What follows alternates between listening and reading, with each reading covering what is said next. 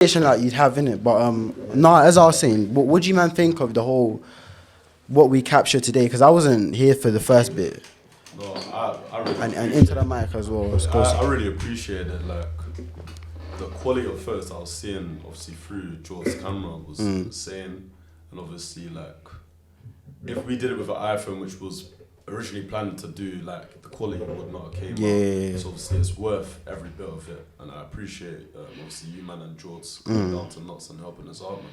No. Yeah, the better quality content with the photos and videos is just gonna make the brand more professional, really. Yeah. So it makes everything look better and seem more professional. So Yeah, of course. I think a lot of that as well. One thing I noticed about Jordan is he's got a real passion for like photography, cinematography, all of that. Because you can see as he's walking, he's stopping while and you man are lagging ahead. He's thinking, he's looking at the shots. Like he's got a passion for it, and I think that's part like what's gonna bring it forward. He'll get far with that, obviously. If his passion's obviously photography and he's doing it all the time, like obviously I met him at the AM Skengdo show. Like that's insane. That's a big thing. And like being a photographer and videographer for them is a big thing. Like that just exposes him to many more artists, many more people who might want to use him. Literally. Yeah, definitely, because I've been seeing how Jordan's literally started with him just taking pictures just for fun in the park. You don't really think anything much of it. Just doing it as a hobby, just with the local skaters, and then we did it for a friend's clothing brand, and then from there. We started going into nightclubs with DJs, and then went to artists, and then it just took up from there. And it literally just starts off as something you do for fun, something you don't even ever think, oh, I want to make money of this, I want to make a name for myself. And then just that natural passion that you already have. Me, I like to do kind of more vlogs, kind of like journalistic type of content. Even that. I started that in summer, literally just for fun, and we've kind of come together, and it's literally just the start, and all I've got to say is that both of us are loving the process, meeting you guys, obviously at AM Skengdo, and yeah, it's just good fun to meet like-minded people, So etc. how long have you guys known each other, and like how did you meet? So I met this guy when I was in second year. Yeah. There was like a big common room. I just came, I don't know, like it was table tennis a lot. I used to play back in the day, Yeah, it was in the I came uni across common him and he used to be on my course. And then through him, I've been chilling with this guy. I think I even met him first day of second year as well, but I didn't know him. He was just a guy I met. Yeah. And then through getting closer to him, I came across him as well. And then that's how the three of us met. And then obviously through like being a bit like-minded, having funny interests, we're all from London. He's from South, I'm from East, he's from South as well, I think. Actually, no, he's from North, innit? Yeah. So I think through being a bit like-minded, I'd say we've connected. How did you two meet? we both ended up. So basically, I'm in second year, he's in first. We both ended up booking the same student accommodation, moving into the same flat. So the night I'm moving in, sort of just bump into him, say hello, normal sort of like, just normal welcoming. And then from there, bumped into him again that night. We went and got some food, just chilled. And then for days after that, it was like we started hanging out more, realised we had like common interests, we thought the same, both like business minded. So just started spending more time together. Yeah. So it just went from there really. Because where you're from Nottingham, right? Yeah, I'm from Notts. Yeah, I'm from Notts. Where are you from? I'm from Plymouth. Because I would have said you two are quite different. Yeah. Nah, That's what we would think, but obviously, like, Yeah. when we both sat down and was talking more and more, it was like, oh, like, we're trying to do this business thing, or like sell. We was literally just trying to make money at the time. And obviously, I knew I had my clothing brand, but it was inactive for like a good year and a half to 2 years, innit? From like the start of 2023, because I started working full time. I couldn't like get that right balance. Yeah. But obviously, I was thinking like, oh, we could start this up. Obviously, it was a brief idea, and I'd mentioned it to a couple of other people, but I don't think it was as serious and I'm mature enough to actually like take it on board. But then obviously when we started talking about it, it just made sense because what course is it that you do? I'm doing economics. Exactly, and I do business management and marketing, so I think it goes like really well together. Like, you can do the financial side, I can do the marketing side, and then we both collaborate. And like you said earlier, you thought we had some differences in that, but the differences we do have are beneficial to working together, if you get what I mean. Exactly. Like, we both have different skills that we can bring together, so it just makes sense. Okay, one thing I did want to ask about was you do business management and marketing, and now you're saying you do economics. Yeah. You know, a lot of people believe there's practical and there's theory, and so on and so forth, and then, you know, how so many people do business management, so many people do economics. Yeah. How far what does it do? So does do your courses, and don't just gas it. What the material you've learned, because economics can go into macro, micro, business and marketing can go into, you're getting taught by a guy that's never actually worked in it. So what you actually get taught, does that help you? That's a good question, that one. I'd say, obviously, like you said, a lot of things are just theory, some of it, but I think the good thing with my course is a lot of it is practical knowledge that you are going to use. It's like, with one of my modules, banking, it's literally like, as if you're going to work in a bank, you're learning the spreadsheets, you're learning how to do this, you're learning how to trade, so it is practical knowledge, which is beneficial compared to just reading from a book. Yeah, you're saying you do economics, because I do the same course as well, but my one specifically is financial economics and banking. So going later on in the course, I guess I'm going to have those modules and things as well. And for me, leading on from your question about whether it actually kind of helps you, just literally studying economics over the last few months has kind of made me think in a more kind of costs, profits, revenues mindset. Because when I've tried like other business type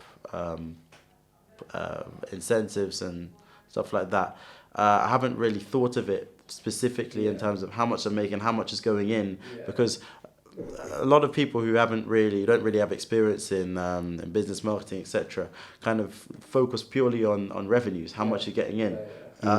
What does it matter if you've got $1 million in if 1.5 million's gone out? And there's that whole kind of behind the scenes of what's actually really needed to create functioning business in a functioning market is what context, I guess, the degrees help us with. No, I completely agree, because I think even before the degree, I was thinking like that in real life examples as well. I've always been on like cost and income and profit. Like, it's not just profit, it's about how much I'm actually paying to get there. Like, I've always had other side hustles that I've been doing as well, which involve me doing that. Like you said, I can't be buying something for 50 and selling it for 40. It just doesn't make sense. Like, that's not £40 profit, that's £10 loss, isn't it? Like, so you just got to keep an eye on all of it. Fair enough. Before we get into all sorts, because I've got a lot of questions, you man, about numbers, about like day-to-day detailed business. I think tell us a bit more about, you know, Dark Arts Club. Like, how did that come about? What's the history behind it? So basically, Dark Arts Club was a thing that I started myself back in probably when I was in college. So probably I think it was my last year in college, 2022, maybe even like ideas was coming like 2021. Yeah. I just hated into it a bit more into it. Yeah, I just hated like wearing the same clothes as everyone else. I used to go into college, and obviously we had an academy tracksuit that we all had to wear because it was a basketball academy. Oh, okay. And okay, fair enough, I'd wear that. But then every other day, on the days when we weren't wearing that tracksuit, I was seeing people in like tech fleeces and wearing the same clothing. Copy paste, And I thought everyone was the same, and I did not like it. So I was like, you know what? I was like, let me get an iPad. I started drawing up some designs. I watched a couple YouTube videos, took some inspiration, and then obviously the name Dark Arts Club like came to my head because obviously it's a bit of a weird topic, innit? But like I was going through some mad like crazy stuff with my ex-girlfriend and whatnot. I was just thinking like right now I just feel dark. It's literally how I felt at the time. I literally felt dark-hearted. So I was like, you know what, Dark Arts Club, I rock with it, and I was like DHK. And it sounded good, innit? So then obviously from there, I must have got the samples in, started wearing some of my clothes, some of the t-shirts, whatnot, and the tracksuits. Started rolling into sixth form, and then people like, yo, where'd you get that from? I'm like, oh, obviously I was like, I don't know, innit? Like, Yeah. I just bought it. Like, I Be wasn't telling a them bit mysterious where it was on from. that. So I was Yeah. keeping it mysterious. And then obviously more and more people started like, yo, like you need to tell me where that's from. And obviously these times I couldn't really design that well as well. So like they weren't my best like piece of work. Yeah. But anyway, long story short, I got like mad interest like in public and everything. And then I told people at college it was like my brand, well, my clothes that I designed at the time. It was like, no, you need to make that into a clothing brand. I was like, you know, I always wanted to do something like that, but I never knew how. So I started reading books and watching videos and just learning from other people that have done it and taking inspiration. And then obviously I got my first samples over. I did t-shirts, but I also dropped a grey tracksuit as well. And I ran a pre-order, which isn't the best method because obviously shipping time takes a long time. But obviously I did a pre-order and got a couple influencers in it. Like I just posted it on TikTok. Yeah. A couple influencers were fucking with it. And then, I must have sold out literally like within an hour. Got like a mad amount of sales. Obviously I don't really want to talk numbers, but like fucking, I don't know, what's it, 6 figures? What? No, that's insane. I meant to say 5 figures. In terms of what? Cash, well, like, items sold? Revenue Okay. was like just about at 10k in it. 10k revenue for the first drop. And this was selling what? First ever drop. Selling what? Oh, tracksuits, and then I did sell the t-shirts on the side as well. They weren't really like the main thing. It was mainly Back in sixth form. Back in like sixth form, I dropped. Yeah. Back in sixth form. So following you wanted to come, Yeah. dress a little bit differently. People are asking you where you get this from, acting a bit mysterious. Eventually, you did your first like release. Yeah. And you got 5 figures in revenue. So 5 figures in revenue. That's impressive. For the first drop, bearing in mind, obviously, I started all the accounts on zero, whatnot.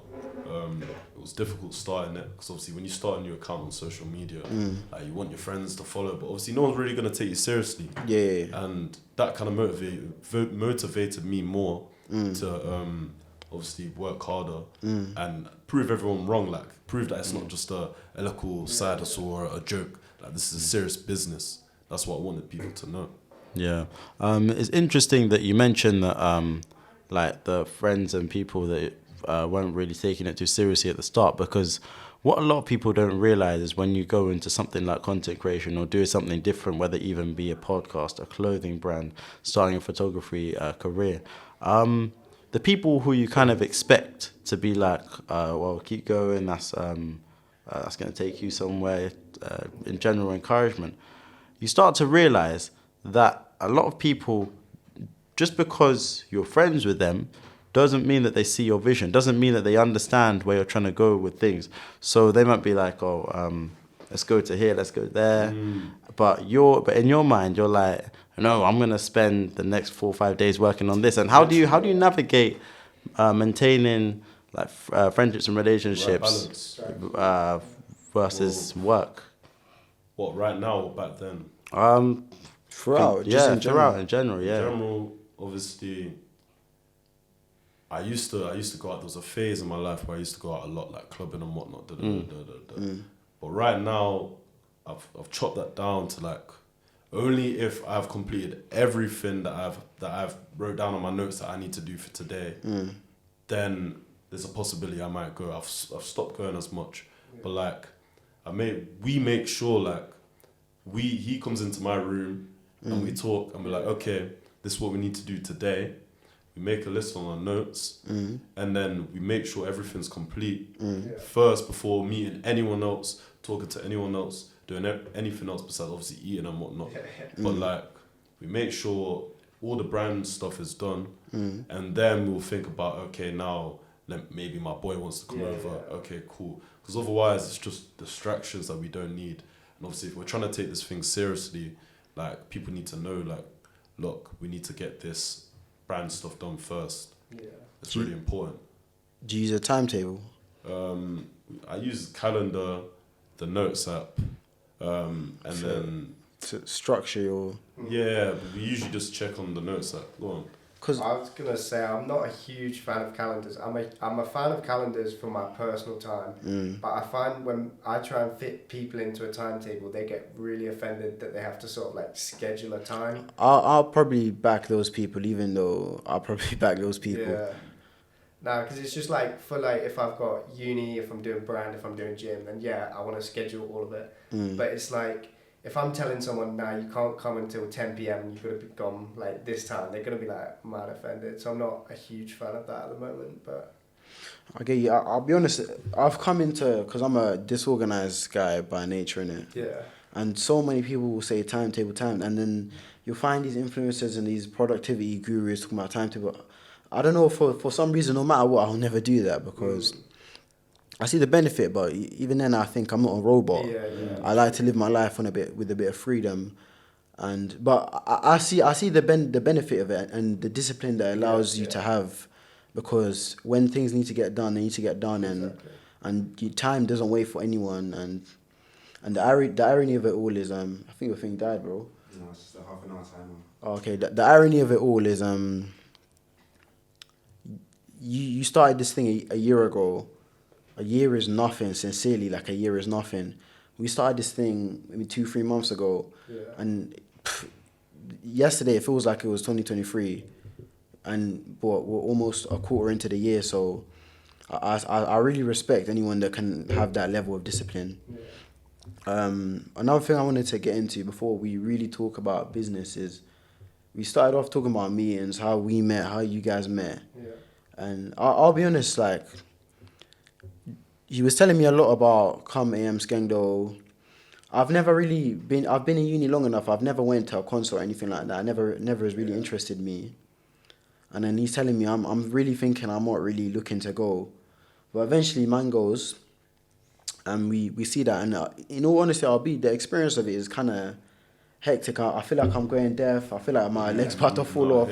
The speakers vibrate, but it's a cool experience. But then, okay, boom, we meet, we see AM Skengdo, we see you guys, and we come across you, your clothing brand, all of that. So I'm curious, how did you actually meet those two artists? Yeah. Oh, so how did you guys come across them? basically, let me tell you a little backstory. So Yeah.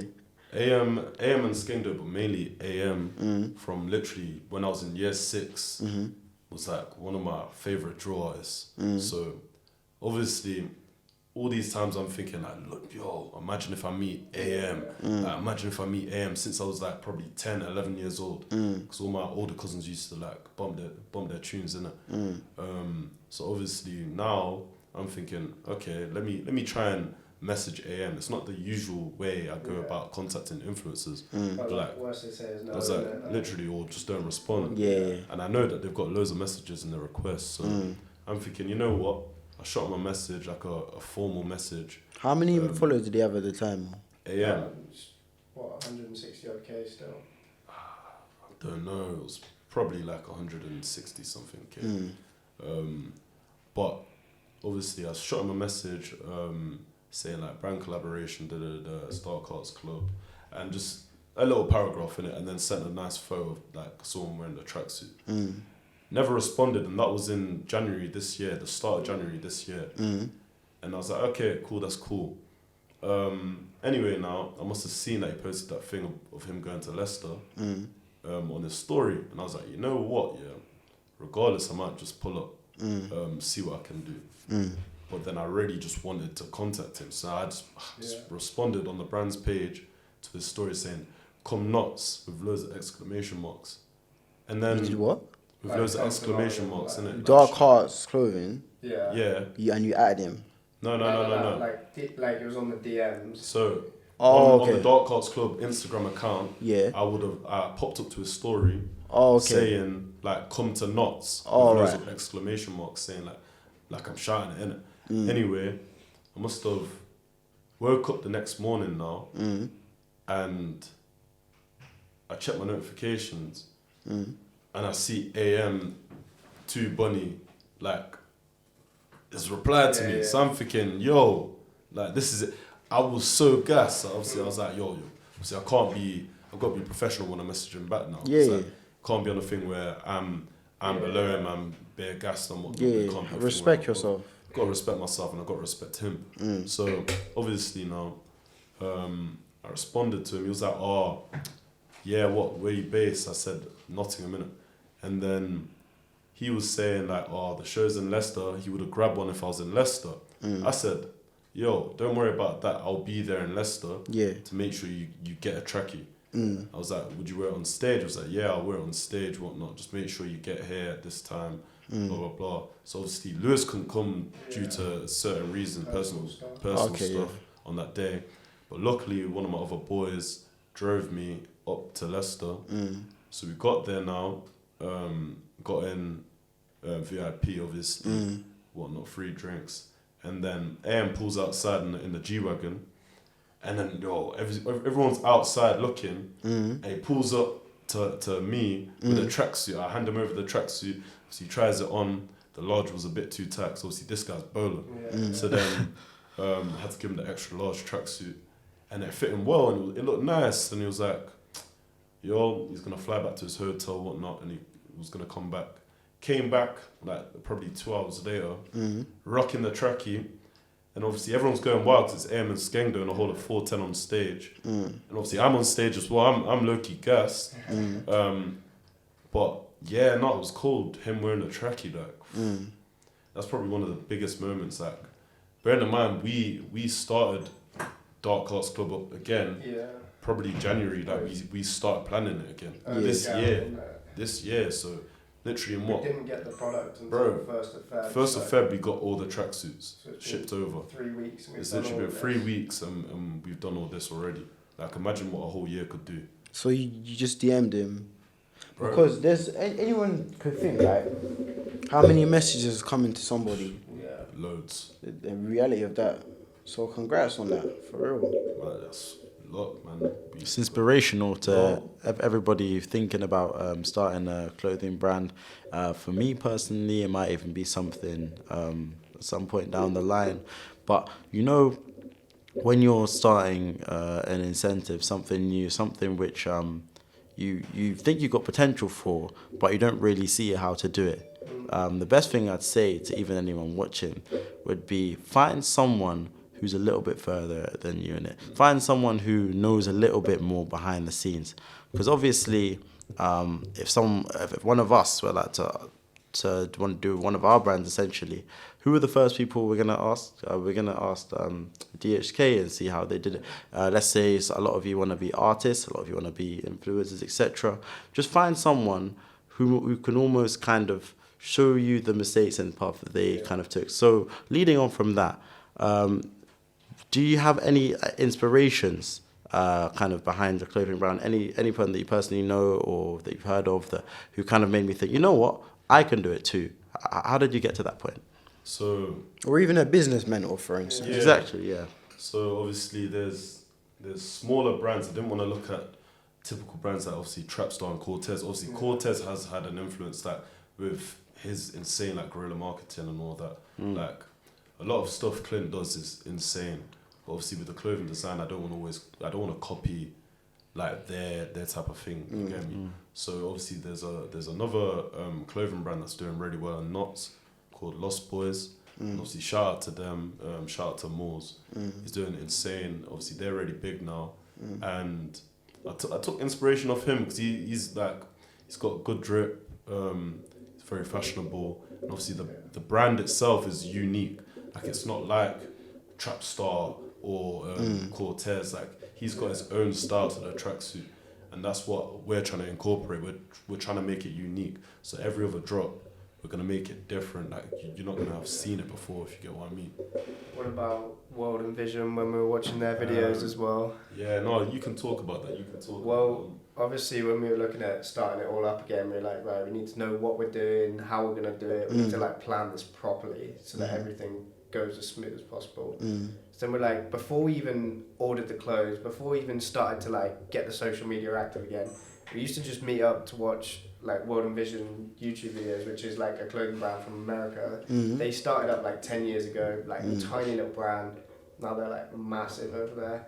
And they were just sort of telling you like how you should set things up and mistakes to avoid and just that sort of thing. So it's just getting that in your head so you knew what to do, so you could have a plan for when everything was set up. Yeah, no, that's it, basically. I respect that. Honestly, I think one of the big challenges is with clothing brands is it's so oversaturated. Like everyone's got a clothing brand. Anyone who does something, let's start a clothing brand. You think what KSI, Deji, you got Tank, you got Sidemen. Every Logan Paul, every human being and their grandmother has a clothing brand. Yeah. So to come in such a competitive market, and that's probably something you come across in business. You got your own unique selling points, all this and all that. To come in that brand and carve a space out for yourself is something you have to respect, big time, innit? So I gotta give you props for that. But you did mention earlier to us that DMing even any sort of celebrity and expecting a response is crazy. DMing them you can attribute as a waste of time. But you said you've got your own method of sort of linking up with influencers or whatnot that no one else does. Tell me about that. Now, obviously, there's gonna be other smart people that probably do this anyway. It's not obviously just us, but like expose the secrets. What? This is sauce, man. This is the secret sauce. Yeah, go on. That influences, but obviously, like what I noticed was how we got Flint's, which is Britain's Got Talent 2022 finalist. How we got Shout out to was- Flint's, amazing rapper on Shout out TikTok. to Flint's, man. Obviously, he was on live and he does freestyle rapping. So obviously we're on the live now, and obviously it's saying like put in any word and he will freestyle that. Yeah. So then You reposted that, innit? It was somebody you reposted that. I think that's the first I've come across this guy. Flint's. Yeah. Flint's is cold, Yeah. but we must have put words like DHK, or Dark Arts or Dark Arts Club, so you can incorporate it. And obviously now we've seen it, because we commented so many times on the live, and now he's starting to rap it. And then I'm like, after he's said like the brand's name a couple times now, and like I'm sending him roses. Obviously roses are worth like a couple pence. Yeah. Like, you know, the gifts on TikTok. So now I'm doing that, spamming it so we can be seen. Yeah. It's not costing me much at all. It's an investment regardless. Literally 30p, like I'm spamming it. And now he's seeing, he's like, yo, Dark Arts Club, so much love, bro. So I'm now on the live, I've shot him a message saying, yo, bro, do you want a free trackie? I can send you one. He's like, yeah, just follow me on Insta, follow me on TikTok, I'll follow you back, and then we can talk, innit? So obviously now I've done that, and then we met him, created some great content that's not out yet. It might be obviously the time this podcast has been released, innit? But I just go on live and then comment something to do with the brand, even if it's like hashtag Dark Arts Don't Lose. That gets people thinking. They're like, huh? Even other people on the live see that and they're like, huh? They get curious and they press on the page and then they start following just from that. Wait, so you use like TikTok Live? TikTok Live and Instagram Live. Whenever I set the notification, let's say if it's, for example, one of you man, for example. Right. If one of you man were live, I'll set the notification bell so I get notified every time you're live. Right. So now when my man's live, I can get at the start when there's not that many people, and then start interacting and be like, yo, do you want a free tracksuit? Do you want a collab, or do you want a promo or something like? That's how you get influencers wearing your stuff. So obviously it's really hard when you just message them because they're likely not to see it. Yeah, I agree with that because I've also tried to reach out to other people who are at the top of their craft, whether it be comedy, clothing brands, whatever.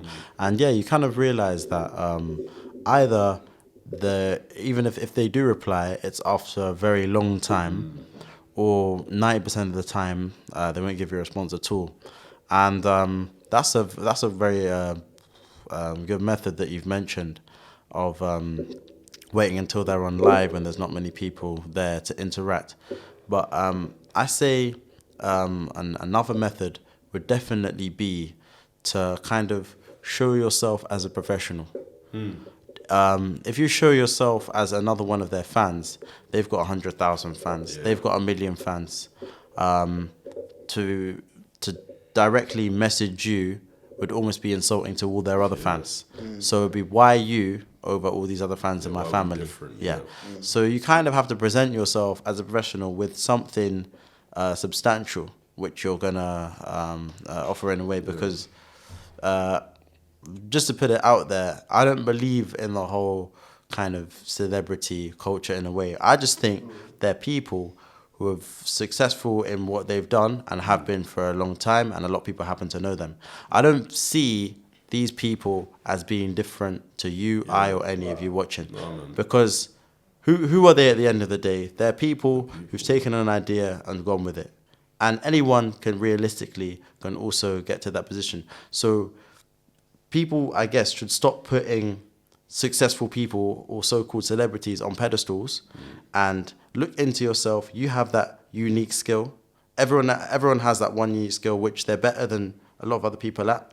And if you really narrowed down on that and owned it and said, oh, by the way, I design necklaces. Would you like a free necklace? I design, I don't know, footballs, for example. Send that to a football influencer.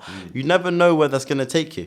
And because you're specifically in that niche and only maybe 1 in 1,000 people, 10,000 people have thought of your specific idea, there's a good chance they're actually going to interact and reply. So basically, my advice would be to take pride in what you can offer. Don't ever think that these people are above you just because they got more followers, status, money. Everyone has their own value to offer. That's what I wanted to say. That's some good advice, man. I appreciate that. Okay, all right. You know what? Let's talk business then. Business, because we're all uni students at the end of the day, and we'll come across so many people that, you know, I got my hair done, he's got his hair done, you got your hair done, you might get a haircut. Maybe from a guy who cuts hair. Maybe now there's a lot of people making jollof rice and selling it or whatever. Everyone's got their own business, right? And they like to use the word business, innit? And from even a lot of these TikTok, whatever, innit? I honestly, sincerely can tell you, I have no care for them at all. Because if you ask me, nobody's got a business.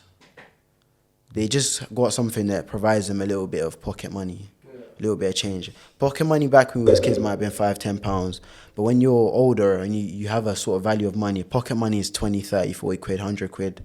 Give that to your parents, they'll laugh at you. That doesn't pay the rent. So everyone's got a business, but I don't see it as like their business.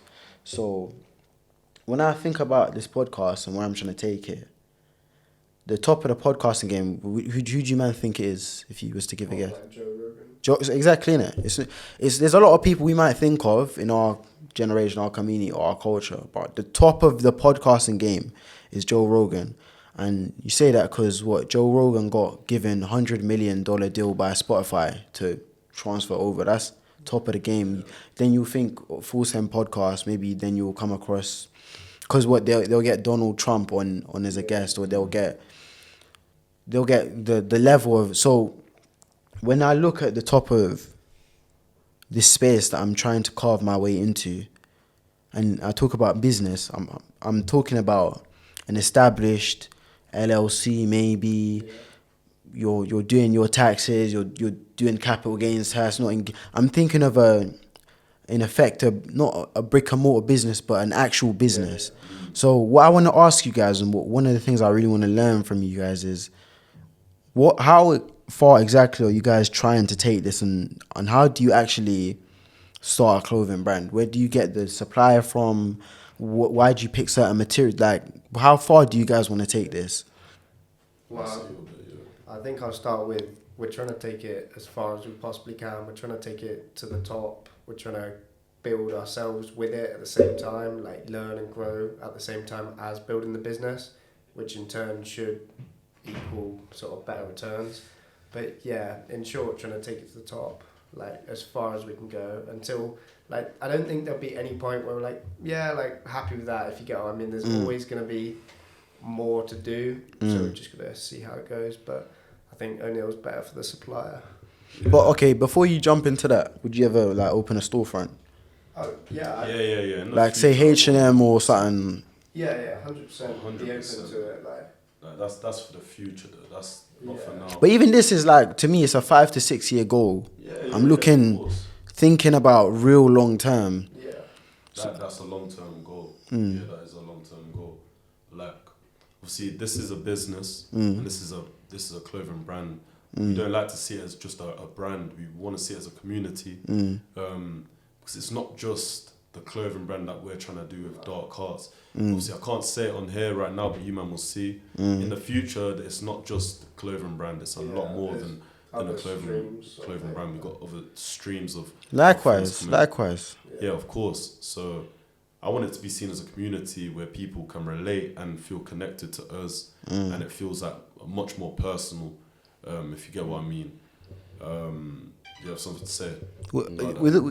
Just to add to what you said, in all honesty, even with this podcast, it's a 5 to 6 year goal, but the podcast itself is like a stepping stone for me to, or for us in general, to pivot into things. For me, like because our age, back when we was in school, I'll tell you a secret. I used to be one of those kids that would come with a duffel bag full of food and sell it. I'll be honest, and back then, when you're a kid, you have 50 quid, like you really think you're rich. And then nowadays, you come across, things are contextualized. You come across, man, nowadays, if you're not mature, you'll honestly have £1,000 or a pair of Jordan 4s, and you'll think you're that guy. But that won't pay your mum's rent. It really won't, especially with the cost of living in it. So this, like, to me, is a stepping stone, because I see it as obviously it's your passion, it's your baby, but we see it as a way that this is going to get us rich, and then it's going to get us more money to invest into other businesses, and then to start other projects. And they say, I don't know if you ever heard this, but the biggest return of investment they found when they analyzed all the statistics is either one of two examples. You take, who's that CEO of Tesla? The New Zealand brother. Elon Musk. So they say, whether it was Tesla or SpaceX, they say his biggest ROI was he started off with 900,000 and he ended up with something number of billion. Or they'll say it's Mark Zuckerberg when he started Facebook. His partner, Eduardo Saverin, gave him a loan of 20,000. And now the company at its peak was worth 200 billion or something. That's the biggest art. So that's where we see this podcast. And that's why I ask you, where do you see this clothing brand? That's why I asked you that in particular. But you wanted to say something? Yes, I remember now. I remember you were talking about the importance of community and not just making your brand something you want to make money off. Because I think what you really need, and is what's really not spoken about in this field of business and enterprise, is you need a lot of empathy. You need to think in the context of the consumer, in the context of the people walking, seeing, saying, oh, that looks hard, bro. Where'd you get it from? Who designed that? You need to be thinking from that person's perspective, because it's into those people's heads who you want to understand. Because if you tell the person on the street, the materials were this was this, they don't care. And having started running a couple of events in Leicester, because we ran one last year, you think, the people are coming on a night out. Some people might think, they're going to know it's just our first event, they're going to be a bit lenient, they're going to understand if we don't get somebody. No. It's straight away. We're going to compare you to the best events straight away. Absolutely. In every industry that you go into, being average or being okay, yes, it might work at school, it might work at uni, but in this industry, in this type of cutthroat kind of society, if you're not at the best or near the best, no one wants to know about you.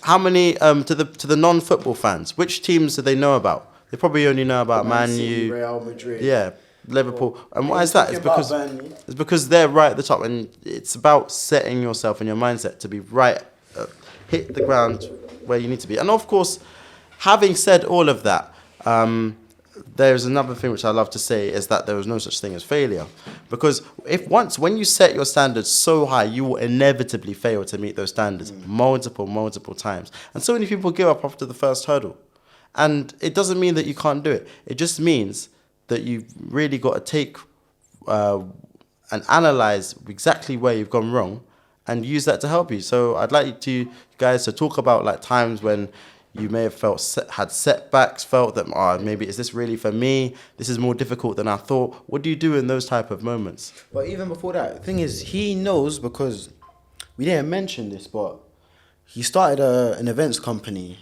in Leicester. It was called Push to Start. It was a company, and your first event was Game Over, something like that. And he started with Jordan and a couple other men.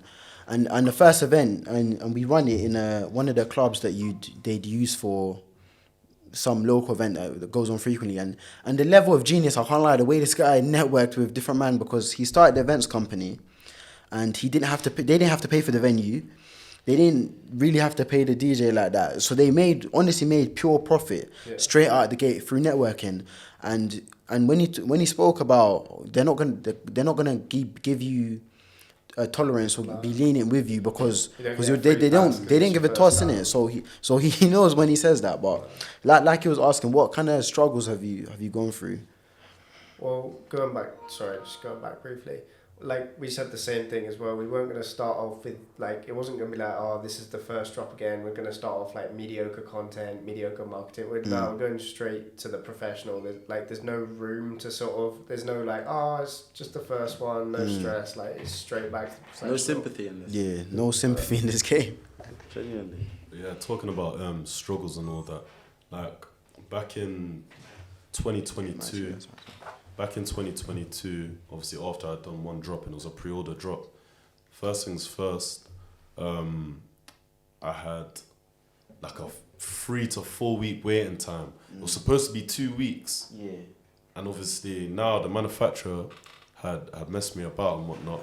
And they made me look like a bad person or someone that's just took people's money and left with like some of the people's, well, not giving them the tracksuits, innit? Yeah. So obviously that made me look like a bad person to set people who didn't get their tracksuits straight away. So obviously I had to be refunded for some of them. Not all of them, but like just a small amount.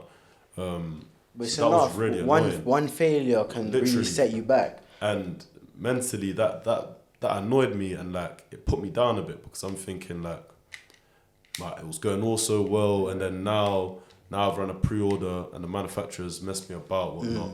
And then now people are hating on me because it's taken so long and it looks bad on me. And then you'll get people commenting like, oh, it's a scam or something like that. But it's really not a scam. Like, I'm really not about to scam somebody. But obviously, to get back from that, what we've done now is